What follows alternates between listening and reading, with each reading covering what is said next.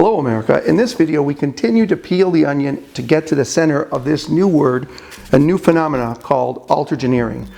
And as a recap of the previous videos, Altergeneering is where masses of people actively support a lie or set of lies.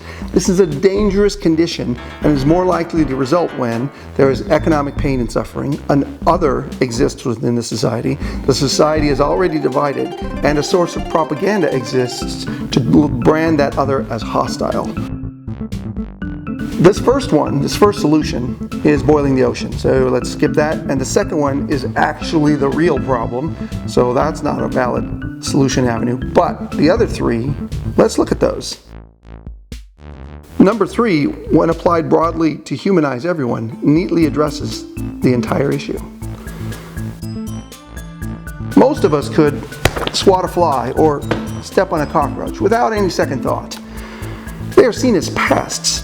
But would you step on the neck of another human being and try to kill them if they were laying on the ground? No. Nazi propaganda dehumanized Jewish people, and Southern propaganda dehumanized enslaved Africans. When the hostile other is perceived to be human, it is harder to hate them. When people perceive that the other is not human, it's easier to ignore inhumane treatment, policies, or actions.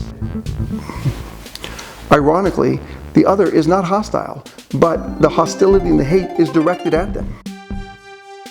The source of propaganda always works to discredit other sources and voices that can challenge it. That's why they always discredit the press and ascribe evil motives to the press. So, humanize the press. They're people. They're doing important jobs of checks and balances. They have a tough job and families, and they have feelings even though they must hide them and not show them when they're doing their job. And it must not show up in their work, but they're really just human beings. And they work to make society better in the best way that works for them and for society. See? That isn't hard. In general, the press is made up of human beings. Criticize a specific member of the press, sure, fine. But as a group, no. Humanize opponents.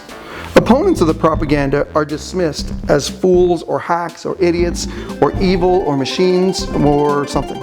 So humanize the opponents. They're human beings. They are legitimate people acting with reasonable motives.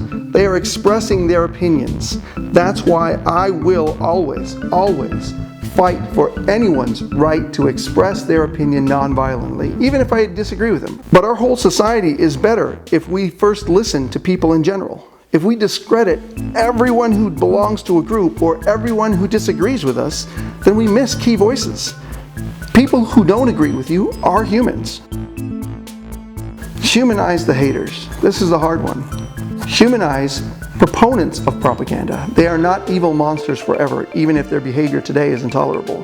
One day they could possibly make a choice to change. This guy right here, this former white supremacist leader, now publicly disavows his past choices, and he teaches neo-Nazis how to let go of hate.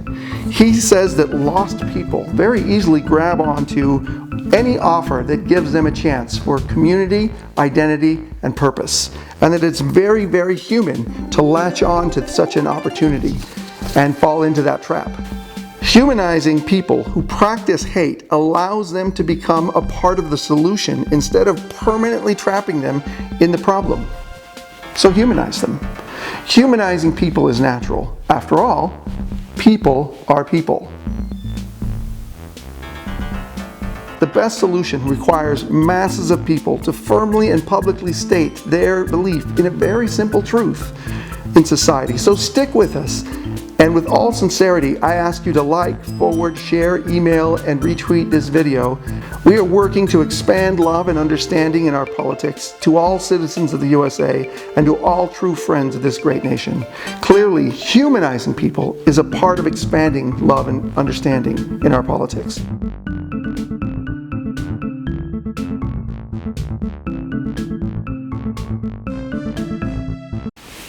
God bless the USA.